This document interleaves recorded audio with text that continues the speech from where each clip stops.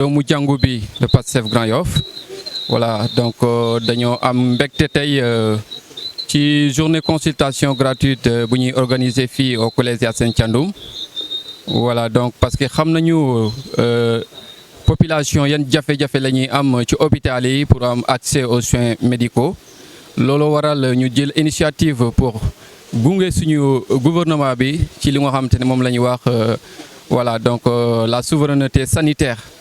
Donc su ko defee rek ñuy gërëm ñëpp ñoo xamante ne ñoo fi teew si donc sama collègues yi sama mbokku patriotes yi donc di gërëm ñëpp parce que woote ñu wuy si la yombul donc ñu ngi si gërëm ñëpp te di ñaan yàlla journée bi passé ci jàmm mu jàll ci jàmm voilà donc sant yàlla bu bëri bu ñu amee une équipe médicale engagée ñu doon ay patriotes même temps.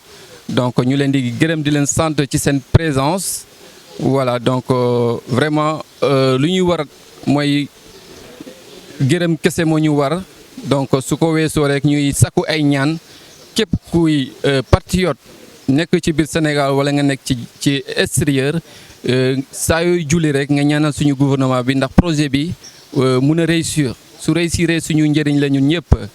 ku nekk moo war a jàpp ci li nga xamante ne moom mooy ci projet bi ndax moo mun a réussir loolu waral ñun ñuy sacrifié wu di organiser lu mel ni journée de consultation gratuite ndaxte xam nañu ne askan bi soxla nañu ko ñun ñoo ko woote woon ñun ñoo leen ko promettroon donc c'est normal pour ñun tamit étant des patriotes ñu def suñu kéemtulaay kattan pour yombal leen li nga xamante ne moom la ñu gën a yiitoo ndaxte nit soo ko jàppale mu am wér gu yaram rek jàppale nga ko ci lu bari ndaxte ku wérul munoo liggéey munoo jaamu yàlla munoo def dara donc la santé c'est la santé avant tout. donc ñu ñaan aussi rek suñu gouvernement bi mu gën a jàpp ci combat bi te gën ñu yombal lépp waaw gën ñu yombal lépp ñu ngi aussi gërëm waa pharmacie nationale le directeur. Voilà donc ñu ngi koy gërëm di ko sant ci appui bu mu def ci médicaments yi gërëm nañu bu baax le directeur national de la pharmacie nationale ñu ngi koy gërëm bu baax di gërëm aussi le responsable docteur Diadé voilà donc avec son dynamisme en quelques semaines il a tout fait pour que vraiment l'équipe médicale soit réunie pour ñu ñëw jàpp ci combat bi voilà su ko defee aussi ñuy gërëm ñu nga xamante ne aussi ñoo participer ñëw ci organisation bi voilà muy quelque mënuma lim su ma limee damay juum mais képp koo xamante ne rek jàpp nga si pour journée bi mun a réussir ñu ngi lay gërëm di leen sant voilà seen mbokk patriote Émile Zola Diouf coordonnateur du mouvement patriotique doomu jàngu bi de Pastef Grand Yoff. Moi c'est Sidiki Ndim, je suis doctorant en médecine. Bon, aujourd'hui, on est là dans le cadre d'une journée médicale organisée par le mouvement patriotique Doomu Jàngu bi de HLM Grand Yoff. Donc, on a commencé depuis ce matin. Donc, nous avons fait 3 services. Donc, il y a la médecine générale, la pédiatrie et la gériatrie. Donc, depuis ce matin, donc, on a noté une affluence de la population qui est venue se faire consulter pour avoir des soins dans le cadre de cette journée organisée par le mouvement patriotique de Grand Yoff. En fait, depuis ce matin, on est en contact direct avec les patients. Donc, on a noté que voilà, il y a une prévalence accrue de certaines maladies. Donc, les patients ont venu donc nous exprimer donc leurs besoins en santé. Donc, non seulement on a fait des soins, mais également on a sensibilisé. Donc, il y a certaines pathologies qui nécessitent beaucoup de sensibilisation.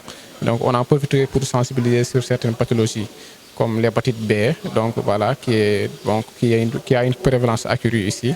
Donc il y a également comme les hypertensions artérielles, les STA et tout. On a profité également pour faire la sensibilisation à la population. Moi c'est Hawa Ndiaye. Je suis là aujourd'hui en tant que participante aux journées de consultation organisées par le mouvement Doomu Jàngu bi qui est organisé aujourd'hui au collège de Yacine Thiandoum. Donc on est là en tant que bénévole. En tant que doctorante en année de thèse, mon spécialité c'est la pédiatrie. Donc je suis là pour consulter les enfants de 0 à 14 ans. En tout cas, c'est toujours un immense plaisir de participer aux caravanes, donc de partager le peu qu'on a avec les gens qui nous entourent. Donc c'est toujours un réel plaisir de participer aux caravanes. Donc. Certaines pathologies qu'on rencontre comme les rhinites, les rhinites allergiques, les grippes, le syndrome grippal et tout. Donc, c'est un peu fréquent. Donc, on essaie de faire avec le peu qu'on a pour leur mettre en tout cas à l'aise dans leur quotidien. Salam alaikum wa rahmatullah. Je réponds au nom de Hawa Sall. Je suis médecin généraliste, mais je suis chargée de gérer la gériatrie en tant que médecin-chef. Nous avons commencé les consultations vers 10 heures et depuis lors, ça continue comme il le faut. Les patients, on a eu assez de patients et depuis lors, on continue de faire les consultations à la plus belle des manières. Alhamdulillah, nous avons eu pas mal de patients, mais il n'y a pas de difficulté. Vous savez, la gériatrie est différente des autres spécialités. C'est avec les sujets âgés. Du coup, notre consultation prend du temps, il y aura la discussion et tout. C'est un peu différent des autres, mais alhamdulillah, on n'a pas eu à affronter de problème. Mon message, nous vivons au Sénégal. Nous avons des conditions de vie, conditions sociales, organiser journée de consultation gratuite de Tiba. Comme ça, bari na ay patients yoo xam ne ñoo ngi ci kër yi ñëw ñu ci hôpitaux yi di faju parce que amuñu moyens yi pour faju léegi organiser journée yi dina tax ñu bari ñëw répondre appel bi ak offre des médicaments yi et tout nga xam ne da ngay ñëw ñu consulter la ba pare may le médicament doo fay dara lii moom buñ ko mënee multiplier de temps en temps muy am loolu moom lu baax la vraiment ñi moom dañ leen war a remercier loolu la rek. Assalamu alaikum wa rahmatullah. Moi c'est Ali Kome, je suis étudiant en 5e année de médecine. Je suis accompagné de mon cher maître Dr Hawa Sall. Bon, depuis le matin, on est là en gériatrie pour consulter les patients et aussi sensibiliser les patients sur les pathologies.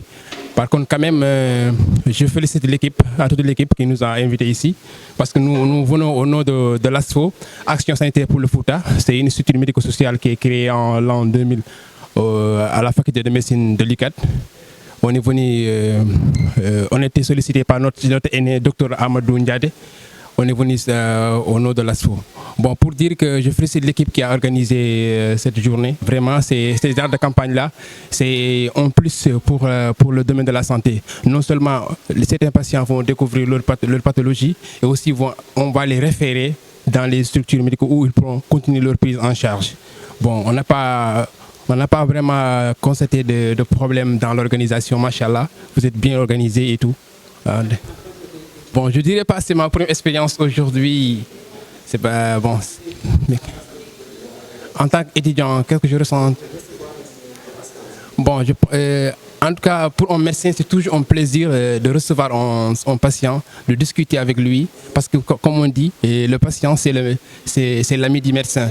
Quand il vient, il faut l'accueillir, bien le traiter.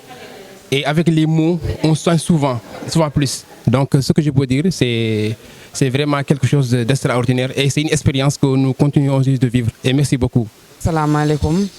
Je suis content de cette journée médicale organisée Yassine Thiandoum. Donc, journée importante parce que là, on a l'occasion de venir se consulter gratuitement et éventuellement s'ils trouvent une pathologie qui est chronique ou bien grave, là ils peuvent le référer la personne. Donc c'est une bonne initiative parce que amna ñenn ñoo xamantene dañuy tok di soxalé ak ben pathologie té xamuñu ko. Donc cette journée porte ouverte consultation peuvent les permettre suñu ñëwé fi ñu diagnostiquer leen après ñu gis feebar bi ci ñoom comme ça ils vont les orienter. Donc c'est une bonne journée, c'est une très bonne idée. Merci vraiment. C'est une idée à encourager quoi. Okay, merci. Légui surtout feebar yi bari na torop ci jigéen yi message bi may lancer parce que famille dañuy lekk rek tok. Wa lolu mom moy indi suñu feebar lekk bi tok. Légui il faut que so démé ba am certain âge, so démé ba am à partir de 30-35 ans. Da nga nar a chaque fois di gëstu ci sa yaram nga bañ a lekk rek tëdd di jox temps say li ngay lekk muy digérer mu nga koy digérer wàññi suukar bi surtout wàññi xorom bi guddi à partir de 18 heures soo munee lekk lu léger nga lekk lu léger soo munee dox nga dox lu bëri tamit loolu c'est important mais li may gën a lancer mooy nañuy gëstu suñu yaram nañu bu ñu toog rek di jël suñu bopp dénk ko pharmacie yi 1 2 3 dem jëndi paracétamol wala jël benn mais oui dem jënd paracétamol wala nga dem jënd benn garab bi ñu la ne ah lii de man jëloon naa ko lii moo ma faj yow tam nga jël ko alors que am na leneen loo xamante ne c'est caché au fond de toi te doo ko xam donc nañuy ñëw di gestu suñu yaram yi c'est important surtout jigéen ñi. Docteur Fatima Anne, étudiante en médecine. Journée bi bon alhamdulilah commencé nañ ci jàmm te ñu ngi bëgg a jeexal aussi ci jàmm. La journée elle a été bien réussie avec une très bonne organisation et des médecins très bien engagés. ñuy recevoir les patients ñu ngi leen di kii ci jàmm bu ñu ñëwee tam dinañ wax ci seen feebar li leen fi indeek yooyu noonu. Pathologie bu ñuy gën a gis en général mooy hypertension artérielle mooy ñoo xam ne seen tension day yéeg patients yooyu la ñuy gën a faral di gis. benn su ma amee benn message boo xam ne su ma koy lancé ce sera bénéfique pour ñëpp foo mënti dem c'est les mêmes problèmes qu'on rencontre mooy da ngay gis benn patient boo xam ne day dem hôpital ñu bindal ko garabu tension à chaque fois bu ñëwee ba toog fii nii boo leen laajee dañuy naan naanuma garab bi wala garab bi jeex na wala genre yu noonu te boo xasee ba am tension bañ bindal la garab bi tant que médecin newu la arrêté ko wala bu ko kii waroo ko amoo droit arrêté ko parce que tension dafa nekk ci nit buy manifesté wu bon ce sont pas des signes yoo xam ne di nga ko xam ay légère bopp buy metti nga tëdd naan garab jugaat nga foogoon ça va alors que mu ngi lay ronger ci biir parce que y a des conséquences yu grave yoo xam ne dina ko def en général mooy dem ba indi ay AVC genre yooyu noonu yëpp loolu yëpp ci tension la ay insuffisance rénale nga foogoon insuffisance rénale feebar la wala AVC feebar la alors que ci lépp base bi tension la voilà. Donc avant d'abord c'est de féliciter les gens qui ont organisé cette journée-là, parce qu'on sait bien sûr que la santé est une chose importante. Donc, organiser une zone de consultation gratuite avec don de médicaments, c'est vraiment extraordinaire. Ça va permettre à beaucoup de gens de pouvoir se consulter, avoir des médicaments gratuitement sans payer. Donc aujourd'hui, ici c'est la pharmacie, hein. C'est ici après, les gens après avoir passé au niveau des médecins, donc ils passent ici pour qu'on leur dérive les médicaments qui leur ont été prescrits. Donc pour l'instant tout se passe bien, donc les patients viennent, me donnent des médicaments sans souci, donc pour l'instant ça va. Donc, merci beaucoup.